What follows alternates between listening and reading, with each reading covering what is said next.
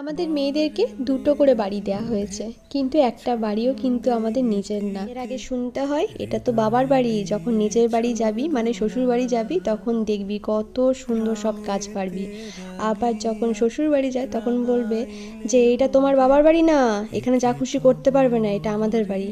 আসলে সত্যি বলতে আমরা যতক্ষণ না নিজের পায়ে দাঁড়িয়ে নিজেদের একটা বাড়ি করছি ততক্ষণ আমাদের মেয়েদের বাড়ি বলে কিছু হয় না। অনেকেই আবার বলে মেয়েদের নাকি দুটো বাড়ি হয়, কিন্তু দেখো সত্যি কথা বলতে একটা বাড়িও কিন্তু আমাদের নিজের হয় না। এটা আমার ভাড়া বাড়ি, এটা আমার নিজের বাড়িও না, বাবার বাড়িও না, শ্বশুর বাড়িও না।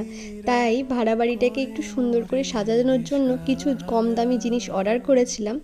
আর কম দামি জিনিস মানেই তো আমরা একটা প্ল্যাটফর্মই বুঝি, আশা করছি তোমরাও জানো। কে কে বলতে পারো এই অনলাইন অ্যাপটার নাম, মানে কে কে দেখি বলতে পারো, গেস করতে পারো। এখানে কটা ফ্লাওয়ারের সেট নিয়েছিলাম, এগুলো টিউলিপ, নানা রকম কালারে নিয়েছিলাম।